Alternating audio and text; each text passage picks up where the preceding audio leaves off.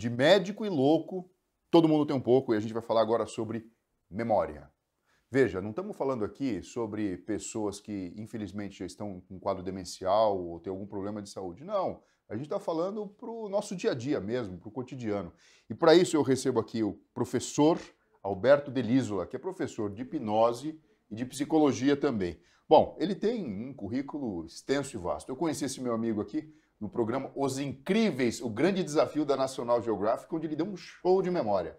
Exatamente. Cara, aquela vez lá eu apresentei, foram 500 códigos de barra e cada um tinha 8 dígitos, alguém pegava lá aleatoriamente, escolhia um e aí eu tinha que saber qual era, eram 10 que eles iam pegar aleatoriamente. E você era um dos juízes, né? Sim, explicando a parte neurocientífica. Foi bem legal, bem legal. Olha só, o Alberto ele tem 3 livros que são best-seller, não é isso? Olha, Mentes Brilhantes, Mentes Fantásticas, Mentes Geniais. Ele é campeão brasileiro e latino-americano de memória. É formado em psicologia e também mestre em filosofia do direito, né? E tudo isso que ele faz de trabalho tem base neurocientífica e por isso você está aqui junto com a gente. Muito obrigado pelo convite, vai ser ótimo conversar com o pessoal, dar umas dicas práticas, né?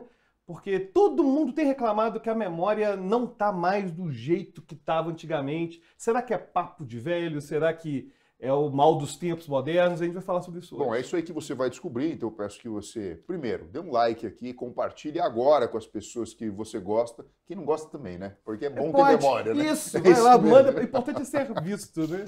Alberto, uma coisa, olha, eu quero começar esse papo de um jeito bem simples, tá? Tipo um termômetro para quem está em casa e não sabe se está com febre ou não, mas um jeitinho de saber se a memória está boa ou não. Esquecer a chave de casa, ou onde você estacionou o carro quando vai, sei lá, no cinema, num shopping, isso pode ser um sinal de que a memória não está muito boa? Tem que ficar preocupado? Olha, a memória não está muito boa. Esses casos podem ser um sinal, sim, mas não um sinal de diagnóstico, porque, na verdade, a gente está vivendo um tempo muito complicado para a nossa memória. Porque existem questões que atrapalham muito a memória. Uma dessas questões se chama multitarefa.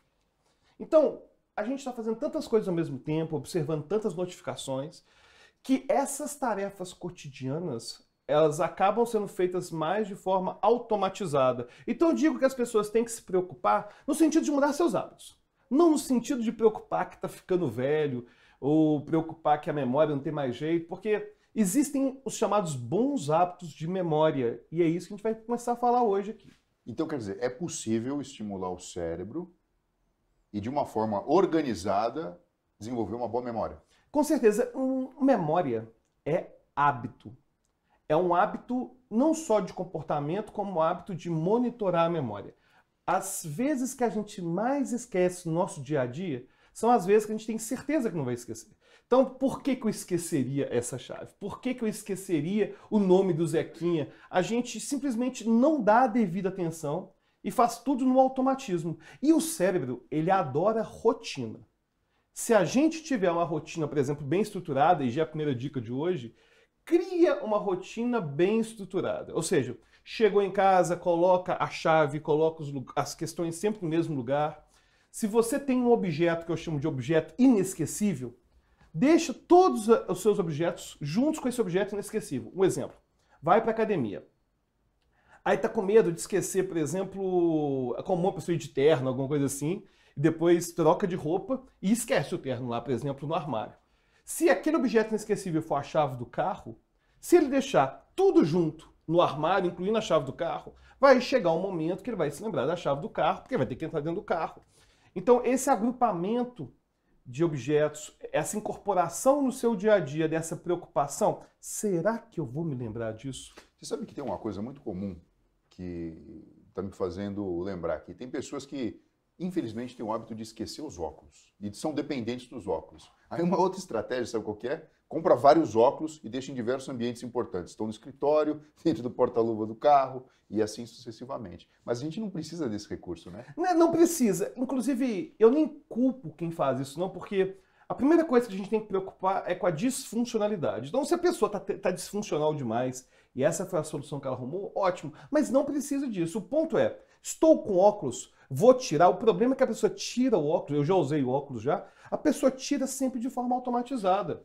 Alberto, o que a gente está falando aqui é de memória de curto prazo, né? Sim. Aquela que é uma memória instável, que ela não vai ficar cristalizada para sempre do Uhum. cérebro, porque a gente sabe que a de longo prazo, ela depende, obviamente, de você treinar as suas sinapses, fazer uma mudança, na verdade, na arquitetura e de como funciona isso.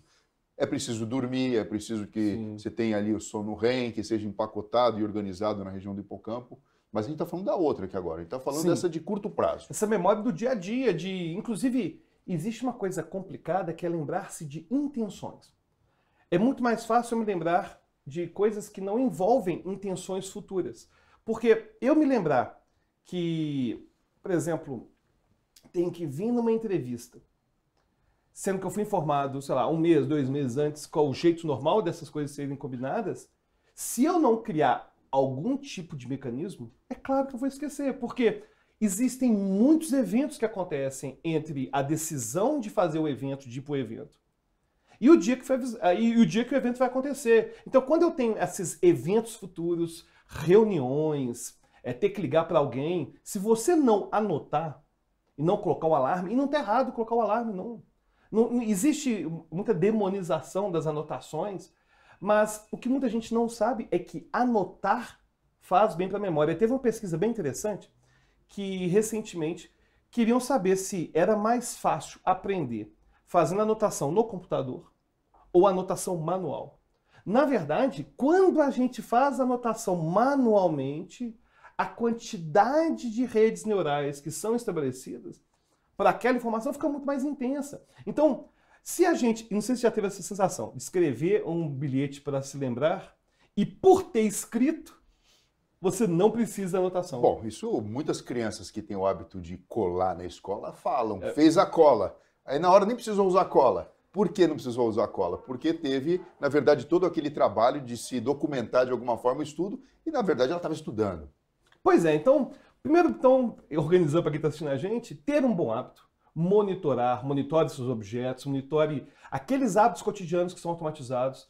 Se tiver que trabalhar com eventos ou coisas futuras, anote. Coloque também um alarme, não tem problema em fazer isso. E falando de memória de longo prazo, aí tem uma coisa interessante que a gente pode falar, pessoal. Quando eu memorizei os 500 códigos de barra lá, né? Sim, foi uma coisa, gente, foi uma coisa incrível. Aliás, dá para assistir isso, buscando aqui no YouTube, eu não achei, você consegue. acredita? Sério? Eu avisei o que acontece. Eu fiquei muito triste aquele dia porque eu perdi, né? Na votação popular.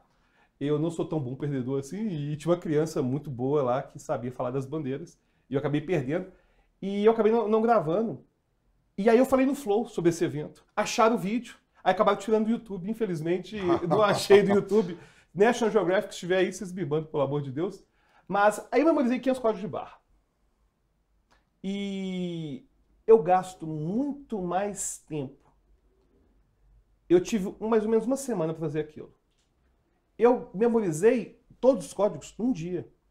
Cara, o difícil não é memorizar os 500 códigos. Memorizar, cara, é assim. O difícil é manter esse tanto de informação que meu cérebro não quer ficar com ela de jeito nenhum. Então, eu gasto muito mais tempo.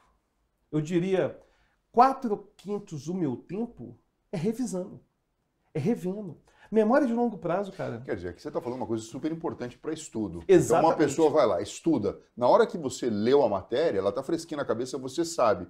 Mas passou a quinta, a sexta, o sábado, o domingo. Eles têm que ter. Existe Por um isso que o que efeito... a mãe diz pra gente, olha, estuda todo dia, isso é importante, isso faz sentido. Faz muito sentido. Inclusive, tem um efeito que a gente chama da curva do esquecimento de Ebbinghaus, que as pessoas podem esquecer até 60% em 24 horas. Em 24 horas. Então, a pessoa, às vezes, ela acha o seguinte, eu estou sempre começando do zero. Porque eu começo, eu vou retomar semana que vem, não lembro mais. Então, a gente tem que estar sempre retomando, sempre reensaiando e sempre avaliando aquilo que você sabe e aquilo que você não sabe. Agora, me fala uma coisa. A gente pode guardar memória falsa? Existe isso? Cara, eu tenho um teste que a gente pode fazer, inclusive, com quem está assistindo o vídeo. Agora eu tô dando spoiler do teste. Oh, meu Deus do céu! Foi mal. Você podia falar assim, você podia fazer um teste de memória com a gente, porque aí você fala de memória falsa depois. Pode ser? Porque eu tenho um teste aqui. Pode, pode. Pega o celular, por favor. São 15 palavras que geram memória falsa. E a pessoa, são 15 palavras, gera memória falsa. Quer ver? Vou pegar aqui, ó. Isso é um assunto muito importante, né? Porque a gente precisa, obviamente, treinar o nosso cérebro para conseguir ter mais memória. Com certeza. Mas se a gente não treina ele da forma adequada, ou a gente não entende que existem truques ou ciladas que podem aparecer no meio do caminho, de repente você vai lá e memoriza uma coisa errada, ou tem uma falsa sensação, e lá na frente a sua argumentação foi estar estruturada de uma forma errada. Pois é. Aí vamos fazer o teste? Vamos aí depois a gente faz memória. Então você tem um teste pra gente, tal, aí o pessoal faz junto, faz todo mundo junto. Perfeito, vamos lá. Bom, inclusive, eu tenho um teste aqui de memória. Tá bom. Vou fazer um teste de memória, quem está aqui assistindo pode fazer, e você aí, ó, depois deixa no comentário como que foi seu resultado do teste. Eu vou ler aqui as palavras, e quando eu falar já, você vai escrever o máximo de palavras possíveis. Olha só, hein? As palavras são porta, vidro, vidraça, sombra, prateleira, peitoril, casa, aberta, cortina, quadro, visão, brisa, faixa, tela, persiana. Aí agora, pausa o vídeo, escreve o máximo de palavras que você se lembrar. E aí depois você dá o play que eu vou dar o resultado do teste. Esse é um teste bem interessante, por quê? Quase todas as pessoas vão se lembrar de porta, que foi a primeira. Porque a gente começa sempre tendo muita energia para memorizar as coisas. E essa energia vai se degradando. Então, porta, todo mundo lembra. A palavra persiana é uma palavra que todo mundo lembra também, porque é a última. Então, ela está mais recente na memória de curto prazo e as pessoas também lembram. Mas o mais interessante é o seguinte. 70% das pessoas colocam a palavra janela. E janela não está na lista. Janela é uma memória falsa. A gente cria memória falsa devido a um fenômeno que a gente chama de reconsolidação da memória. O que é isso? Existe um paradoxo da memória que é o seguinte, Fernando. Para eu me lembrar, eu tenho que repetir. Só que toda vez que eu repito, eu reescrevo. Então, todas as nossas memórias, na verdade, em alguma medida, já são falsas. A gente não tem mais aquele arquivo original. E você trabalha com o cérebro, sabe que energia é um problema. Sim. A gente não tem energia para ficar guardando todos os detalhes da nossa vida. E aí surgiram uma série de problemas envolvendo o meio jurídico por causa disso. Por exemplo, teve uma mulher que viu um psicólogo na televisão e tinha certeza, ele que me estuprou no dia tal. Foram descobrir, ele estava ao vivo no dia que ela foi estuprada. Ela, sendo estuprada, pegou aquelas informações e criou uma memória falsa. Então, a gente tem que ter muito cuidado com essas memórias, principalmente nessa área criminal, porque nossas memórias são muito frágeis, porque elas estão sendo reconstruídas o tempo todo. Agora, o tempo passa, né? Existe aquele conceito de que conforme a gente envelhece, da mesma forma que você perde um pouco de velocidade de movimento, você tem alteração para digestão, enfim, a memória também, ela vai mudando no decorrer do tempo? Para você ter uma ideia, eu posso falar de dois tipos de mudança. Existe uma perda de velocidade. A perda de velocidade é inevitável. Se você perceber, por exemplo, pessoas vão ficando mais velhas, você percebe elas batendo palma no parabéns para você, elas vão batendo palma com mais dificuldade. É natural que as pessoas tenham uma perda de velocidade, e essa perda de velocidade também vai ser cognitiva, no sentido de tomar decisões. Mas a experiência também nos dá vantagem, porque a gente tem um arcabouço de informações maior que a pessoa que é mais jovem. Então, eu tenho mais de 40 anos de idade, eu não tenho no meu cérebro a mesma velocidade do de 20. Mas eu não vou falar tanta besteira igual o de 20, porque o acervo que a gente tem Sim. é igual o Ronaldinho Gaúcho, o grande gênio do futebol. Ele jogou no Atlético, que é o melhor time do país, todo mundo sabe, o Galo doido, bica bicudo. Eu achei que era o Corinthians. Jamais seria corintiano, jamais seria corintiano. O Corinthians esse ano tá promissor, depois você conta aqui no vídeo, no futuro, como que foi. Mas o Ronaldinho Gaúcho, quando ele jogava no Atlético, ele já estava velho para ser jogador de futebol. Mas ele sabia tanto sobre o corpo dele, os limites do corpo dele, que ele continuou sendo craque porque ele só corria o tanto que tinha que correr. Então, primeiro, tem uma alteração cognitiva sim, mas se a gente tem uma vida saudável, se a gente continua praticando, não é um declínio que vai nos atrapalhar. Agora, outra alteração que tem é que a gente vai ter uma tendência de romancear o nosso passado. A gente vai ter uma tendência de achar que a gente foi um melhor filho do que a gente foi na infância. A gente vai achar que a gente foi melhor pai do que a gente foi há um certo tempo. É comum, por exemplo, a gente ver, né, que avós que eram tão rígidos e que batiam nos netos, nos filhos, chegam hoje, nunca bati no meu filho, não, é absurdo bater e vai ter certeza que nunca bateu, porque a gente aproveita desse fenômeno da reconsolidação da memória para tornar a nossa vida mais interessante, a vida mais atrativa. Então, a gente tem um viver em que o cérebro quer tornar a nossa vida mais significante. E é que é bom que seja assim. Agora, Alberto, ter uma boa memória significa ser mais inteligente? O que você acha? Olha, existem algumas pesquisas, que eu vou falar com base de pesquisa, né? Senão falar assim, sem base de pesquisa é complicado, mas algumas correlações entre memória operacional e inteligência. Ou seja, a quantidade de informação que você consegue guardar, reter temporariamente, teria alguma relação com inteligência. Mas, se a gente pensar em relação a poder ter uma boa memória, será que para ser um campeão de memória precisa ser inteligente? Na verdade, não. Já fizeram, inclusive, testes de QI com campeões de memória. E a média não tinha um QI normal, não tinha um QI de superdotação. Agora, é claro que pessoas que são superdotadas acabam tendo mais facilidade para poder usar a técnica. Mas não significa que elas vão usar também, não significa que elas vão se esforçar. E tem muita gente que, às vezes, não é tão inteligente, mas no esforço acaba tendo um resultado melhor. Agora, esses truques que as pessoas usam para tentar potencializar a memória e, de alguma forma, se sentir um pouco mais inteligente, talvez. Ou amarrar um laço no dedo, ou fazer uma dobrinha no livro. Você é a favor ou você é contra? Você acha que isso ajuda ou, enfim, é uma bengala que eu já estou usando e porque minha memória não é boa? Olha, eu considero essas estratégias melhores do que usar o celular para tudo. Eu já acho elas melhores do que o celular para tudo. Se essas estratégias estiverem bem incorporadas na rotina, vai funcionar.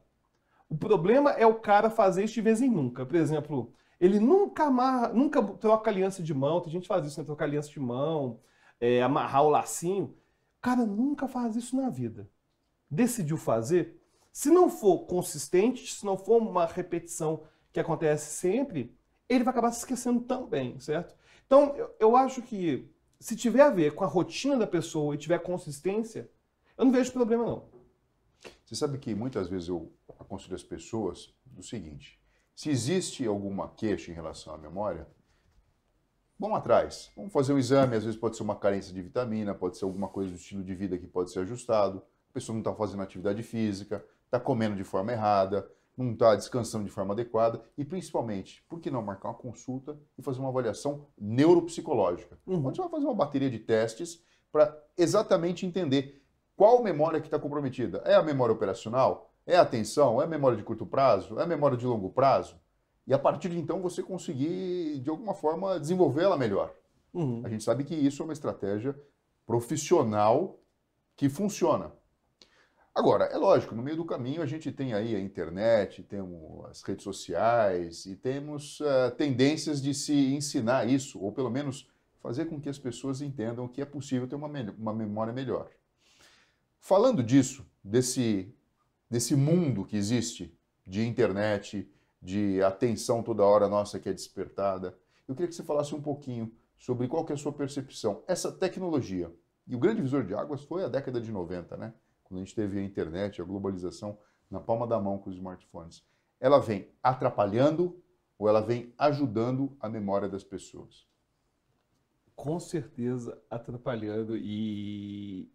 Inclusive eu tenho um canal no YouTube que chama Como a Mente Funciona, que é um projeto paralelo, que eu fiz uma série só falando sobre esses problemas cognitivos, danos cognitivos comprovados em relação ao uso da internet. A internet, ela revolucionou nos anos 90, mas foi com o surgimento do smartphone que o negócio desgringolou completamente. Por quê? Cara, quando surgiu a internet, até 2000 e tanto, antes do iPhone, existia o tenho que mexer na internet. Lembra que a gente falava? Eu vou lá na internet dar uma olhada. Vou navegar. Vou navegar. Não existia. O mundo hoje é um mundo que é digital o tempo todo. A gente está no metaverso o tempo todo. Não existe vou mexer na internet. Eu estou na internet o dia inteiro. E no momento em que a internet deixou de ser uma ferramenta que eu vou lá e uso, e ela passou a me incorporar no meu dia a dia, o dia inteiro, isso fez muitos danos cognitivos. Por exemplo, tem uma pesquisa que mostrava que parte da nossa memória operacional, que é essa memória temporária que a gente usa no dia a dia, está dedicada, sabe para quê, Fernando? Pra quê? Esperar a notificação. Nossa, que desperdício. Então, Isso é um verdadeiro desperdício. e aí muita gente comenta comigo assim, nossa, Alberto, eu não sei porque antigamente eu tinha bom hábito de leitura e hoje não tenho mais. E eu não estou falando de pessoas que nunca leram, estou falando de pessoas intelectualizadas, acadêmicos, que hoje estão lendo menos. Elas leem menos porque a memória operacional ela não está no 100%, porque uma parte dela está dedicada a esperar a notificação. Então as pessoas estão com mais dificuldade de leitura. Eu acho que, até para a gente explicar para o pessoal aí de casa o que é a memória operacional, funciona mais ou menos assim, né? Você começa a ler um texto, sei lá, o jornal. Você lê uma manchete e começa a ler a matéria. Para você chegar até o final dela e lembrar de todo o texto, você usa a sua memória operacional, sua memória de trabalho. Então, se você chegou no final do texto, não entendeu patavinas e tem que ficar voltando várias vezes, a sua memória de trabalho, ó, tá ruim, precisa dar uma olhada nisso aí. E é exatamente ela que mais sofre em relação ao uso da internet. Então, já fica a dica, se você puder desligar todas as notificações, deixar só as notificações mais importantes. Tipo aqui, é do canal, né? Do Olho Clínico. Aqui tem que deixar ativado o sininho, inclusive. Se você já inscreveu e não ativou o sininho, não adianta, né? Não, tem que ir. Agora, por exemplo, se você pega... Uma vez eu fui ver uma palestra e a pessoa do meu lado estava com o celular só vibrando. Cara, foi vibrando a cada minuto. Tu foi vibrando. Como é que presta atenção na palestra? Cara, não tem... E o pior é o seguinte, tava tirando a minha atenção.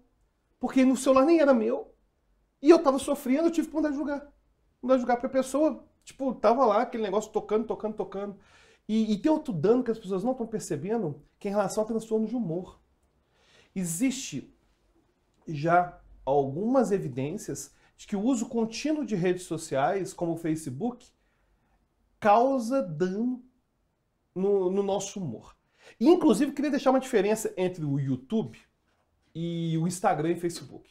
O YouTube, Fernando, é baseado em intenção. O YouTube é ótimo. Por exemplo, quando eu estou querendo ver um vídeo seu, eu estou no YouTube buscando ver informações do Dr. Fernando.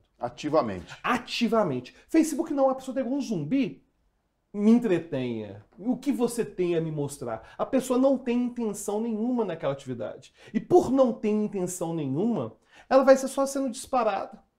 E com o algoritmo que a gente já sabe, comprovadamente, inclusive, que eles conseguem manipular o humor das pessoas que estão mexendo naquilo. O próprio Mark Zuckerberg foi extremamente criticado por ter feito uma pesquisa com os dados das pessoas e alterado o humor das pessoas. Então, entre as redes sociais, a única que eu realmente gosto e uso é o YouTube. O Instagram, claro, vou colocar uma foto, alguma coisa assim, mas essa ideia de ficar 1 hora, 2 horas navegando naquilo é uma atitude que não tem nada de ativo. Eu não estou dizendo que a gente tem que fazer tarefas edificantes o tempo todo, tem que sempre estar lendo, sempre estudando. Não, a gente vai ver um filme, vai, sei lá, jogar um videogame, o problema não é esse. O problema que eu vejo que é maior é a falta de atividade. A pessoa ser passivo e ficar só engolindo aquelas informações e deixando o tempo passar, e isso acaba dando problema no nosso humor. Alberto, uma pergunta final para a gente fechar com chave de ouro. Vamos falar aqui de 2 funções importantíssimas quando a gente fala de neuropsicologia. Atenção e memória. Elas andam de mão dadas? Com certeza. Inclusive, é muito comum as queixas de memória estarem associadas a queixas de atenção. Inclusive, tem um mito que as pessoas acham que quem tem o transtorno de déficit de atenção não tem atenção. E não é bem isso, não. Ela não tem controle deliberado sobre a sua atenção todos os dias. E a gente vive um mundo tão complicado, Fernando, que ao falar de transtorno de déficit de atenção, é que tem os negacionistas que vão falar que ele não existe, o que é absurdo. Só que a gente vai ter 10% das crianças norte-americanas tomando remédio, o que também é um absurdo. Se a prevalência, sei lá, tem em torno de 1%, alguma coisa assim. Então, o ponto é que a atenção, ela certamente está conectada com a memória. Porque se a gente não está realmente atento, a gente não vai guardar nada. Por exemplo, se a gente pensar nas... Ah, eu não sou... Minha memória tá péssima. Eu não sei o nome do Zequinha que eu conheci hoje. Aí ele chega para mim, mas... Aquele rapaz, eu nem prestei atenção no nome. Então, se a gente não tiver um bom hábito de ficar atento, cara, nossa memória não vai funcionar de jeito nenhum também, não. Pessoal, olha só. Se você gostou do vídeo, eu vou pedir mais uma vez. Dá um like aqui, escreva seu comentário. Eu e o Alberto, a gente vai dar uma olhada aqui em tudo que você está perguntando.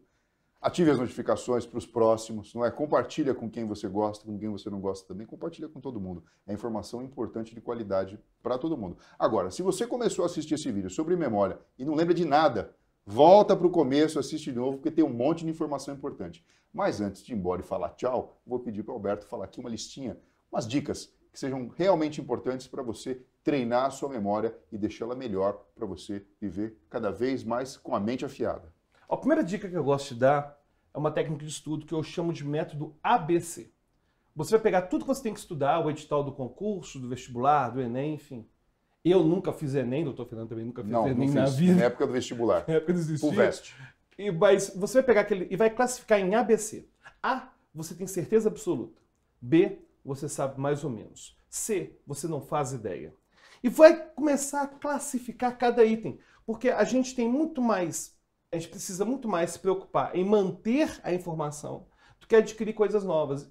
E quando você classifica no ABC, a principal preocupação é transformar o B em A. Ou seja, aquilo que você sabe mais ou menos tem que se transformar em coisas que você sabe muito bem. E vai pegando o C bem devagarinho. Por que a pessoa costuma fazer? Ela vai só naquilo que ela não sabe nada, que é o C. Você está dizendo um determinado tema de uma determinada matéria, ou um trabalho, qualquer coisa. Qualquer coisa. Se você pega apenas os temas que você não faz ideia, cara, provavelmente você acaba se esquecendo. Porque a memória, ela vai acontecendo em camadas, vai acontecendo lentamente. E é muito mais importante, o doutor Fernando é corredor, né? A gente sabe que é corredor. E o ritmo, às vezes, é muito mais importante do que a velocidade que você emprega no início. Senão você não aguenta manter o ritmo. Então, a primeira dica seria o ABC. Segunda dica é o que eu chamo de fenômeno da reminiscência. É como a gente quer lembrar de uma coisa, e a gente fica repetindo, por exemplo, colégio, né? D igual a VT, D igual a VT, D igual a VT, D igual a VT. Essa repetição exaustiva, ela não funciona. Ela não funciona porque o cérebro, a cada repetição, ele precisa de um tempo para assentar aquela informação. Se você ficar atropelando, é como se você pegasse um download e ficasse reiniciando o tempo todo. E aí tem um negócio bem legal chamado aprendizagem espacejada. É você dar um espaço entre cada repetição. Então, se você vai trabalhar com fórmulas, por exemplo, em vez de ficar repetindo a fórmula sem parar, vai fazer o exercício? Escreve a fórmula com as letrinhas, da forma literal, D igual a VT, faz o exercício. Depois, no próximo, aí sim você escreve de novo. Se você quer se lembrar o nome de alguém, repita o nome uma vez, espere 3, 4 minutos para repetir de novo. É contraintuitivo, mas você esperar para começar a repetir depois vai funcionar mais para o cérebro do que ficar repetindo sem parar. E uma última dica para você que está nos assistindo aí e já se inscreveu, que é importante, né? Se inscrever. É, porque todo domingo tem episódio novo aqui. Ó. Pelo amor de Deus, né? O cara tá pegando conteúdo de graça. Tá de brincadeira, então se inscreve aí. Uma última dica que a gente pode dar para você é comece a criar anotações para aquilo que você foi estudar. Usando uma dica que o Dr. Fernando já falou hoje. Se você fosse fazer uma cola, o que você colocaria nessa cola? Porque quando a gente pensa em cola, a gente está pensando num conceito muito importante que é a palavra-chave. Palavras-chave são palavras que a gente consegue condensar muito conhecimento. Então, quais as palavrinhas que você colocaria na sua cola? Essas são palavras que vão te articular para poder fazer uma boa anotação. Roberto, quero te agradecer demais por essas dicas que você passou aqui pra gente. É lógico que essa entrevista vai ser inesquecível, porque vai estar no YouTube forever, para sempre. Mas para ficar inesquecível para o Alberto também, eu preparei um presente para você. Não sei se você notou. Você viu a sua xícara, a sua caneca? Que a gente está tomando água? Aí você aí, ó. Aqui, ó. Chique demais, hein? Aqui, doutor Fernando, nossa, bom demais. Prazer estar aqui com vocês. Bebendo aguinha aqui. É isso aí. Muito obrigado, Alberto. Valeu, foi ótimo. É isso aí. E até a próxima, pessoal. É isso aí. Você pode esperar, porque cada vez mais a gente vai trazer conteúdo de qualidade para você e conteúdo inesquecível. Isso aí.